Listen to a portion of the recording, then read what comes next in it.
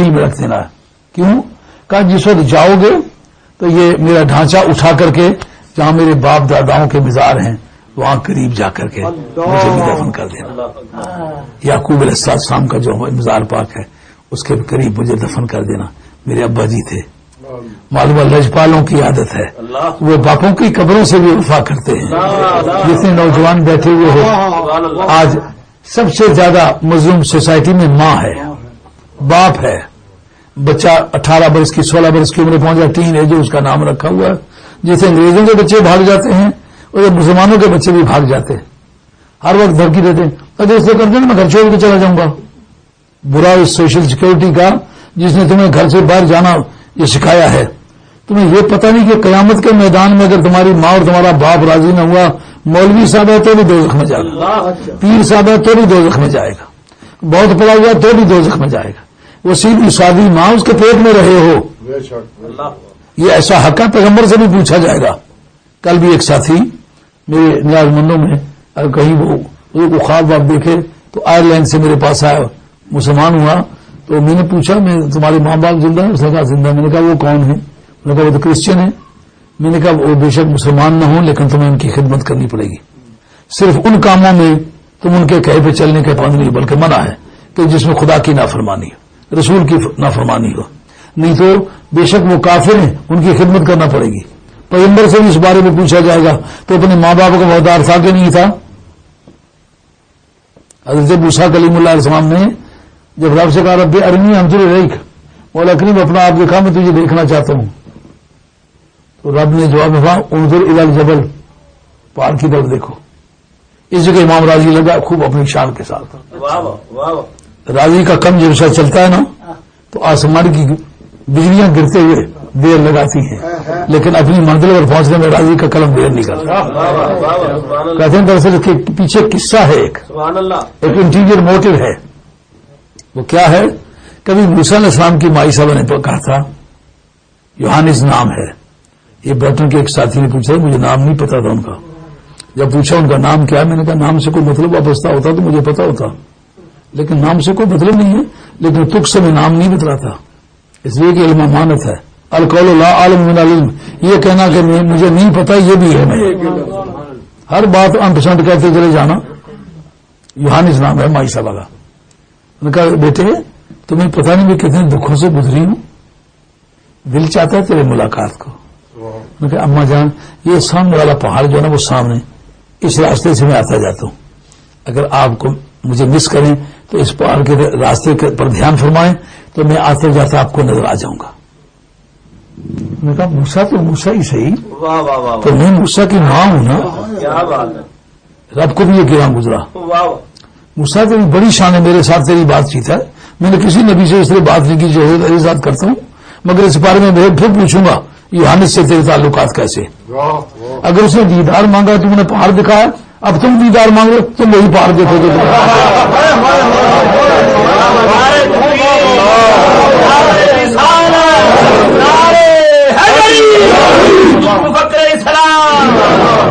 جس نے اپنی زندگی میں اپنی ماں کو خوش نہیں کیا، باپ کو خوش نہیں کیا، آج قبر میں اس کو خوش کیا جا سکتا. موت سے پہلے ٹرائی کرو.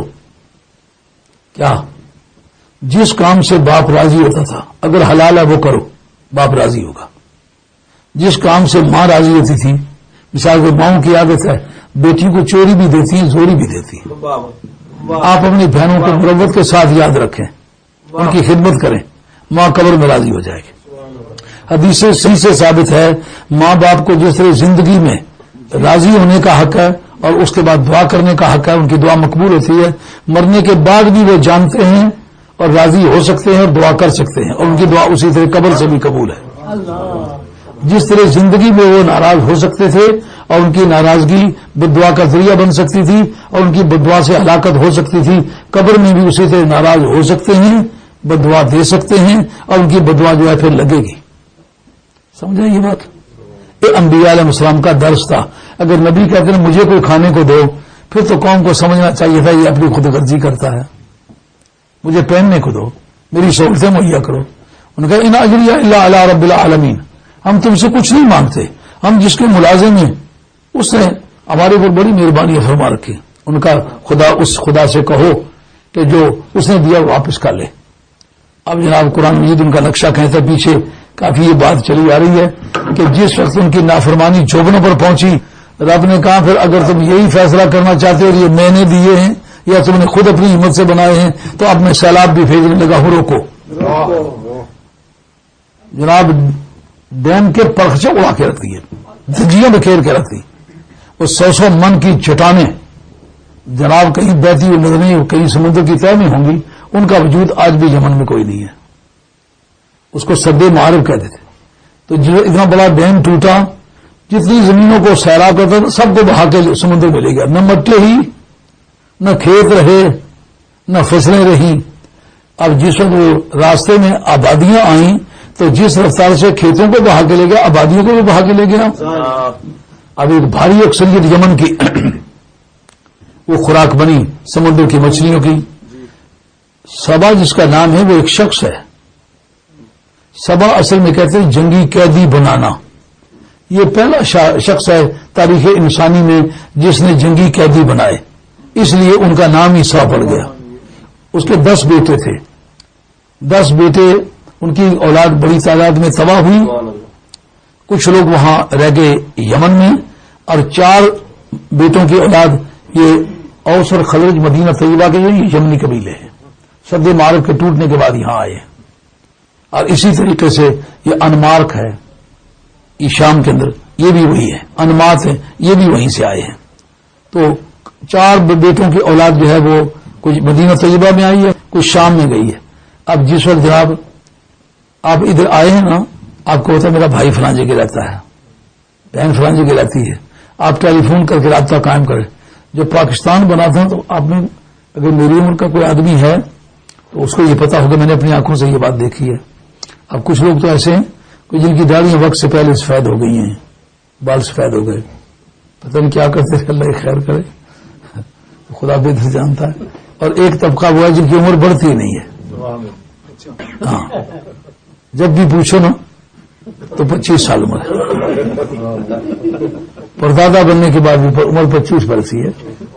لیکن جنہوں نے وہ موقع دیکھا ہے اس موقع پر جناب قافلے آ رہے ہیں بندے زخمی ہو رہے ہیں گردنیں اڑ رہی ہیں بچوں کو معصوم بچوں کو نیزوں پر انہوں نے ہندوؤں نے چڑھایا ہوا ہے. بیٹیوں کی چھاتیوں کاٹ کر کے انہوں نے تلواروں کے نوکوں پر لٹکائی ہوئی ہیں اور ایسے راستے میں سر پڑے ہوئے ڈھانچے پڑے ہوئے اوپر سے ٹرک گزر رہے ہیں گاڑیاں گزر رہی ہیں اور وہ مسلمان کی تباہی سے اپنے دل کی تسکین کر رہے ہیں. وہ سمجھتے ہیں کہ کبھی اورنگزیب نے ہمیں جبرن مسلمان کیا تھا اس کا بدلہ لے رہے ہیں کبھی کہتے ہیں مغلوں نے ہم پر جبر کیا تھا اس کا بدلہ لے رہے ہیں وغیرہ وغیرہ ہزار آزار. لیکن اب جناب جب کیمپوں میں جا کے ٹھہرایا بیٹی کہتی ہے میرا ابا جدا ہو گیا تھا پتہ نہیں وہ کدھر گیا ہے. اب بھائی کہتا ہے میرا بھائی ایک قتل ہو گیا تھا ایک میرے سامنے پکڑ کے لے گئے تھے پتہ نہیں اس کا کیا کیا ہے. اب جناب خاندان کے ہر 2 آدمی آپس میں بکھر گئے ہیں کسی جگہ ان کو آپس میں اکٹھا مل بیٹھنے کا موقع نہیں. کئی دنوں تک کھانا نہیں ملا کپڑے پھٹ گئے ہیں مائیں بہنیں ننگی ہیں مرد ننگے ہیں کیمپوں میں بند کیے ہوئے ہیں. آدمی کو دیکھو تو وحشت آتی ہے کہ پتہ نہیں یہ انسان ہے کوئی جنگلی جانور ہے. آدمی جو سنورا ہوا تو انسان جیسی خوبصورت چیز کوئی نہیں. انسان پر خدا برا وقت نہ لائے انسان پر برا وقت آ جائے تو انسان جیسی وحشتناک چیز کو دیکھ کے آدمی سے ڈرتا ہے. جس وقت یہ لوگ بھی اس طرح سمندر کی تہ میں چلے گئے کوئی بکھر گئے. آپ پوچھتے ہیں میرے بھائی کا کچھ پتا ہے میری ماموں کا کچھ پتا ہے میری ماں یار میرے ساتھی پتہ نہیں وہ کدھر گئی ہے. تو اللہ کریم فرماتے ہیں کہ ہم نے جب ان کو تتر بتر کر کے رکھ دیا ان کی بستیاں تباہ کر دی. وہ جن کو دونوں طرف باغات تھے مسلسل وہ چاؤ کے درخت بکٹے پھل اور چھوٹی چھوٹی بیریاں. آپ کو پتہ نہیں اس کا علم ہوگا کہ نہیں ہوگا. بچے ہمارے پٹوار میں پہاڑ کے علاقے میں یہ اندرال کے علاقے میں یہ پوٹھا بنسی کے علاقے میں اوپر یہ پیر گلی کے علاقے میں جٹی کی ٹکی کے علاقے میں یہ ہمارے پیر مریدی کے علاقے ہم نے چھوٹی چھوٹی جھاڑیاں ہوتی تھی چھوٹے چھوٹے بیر ہوتے تھے. سارا دن کھاؤ تو 1 تولا خوراک اندر نہیں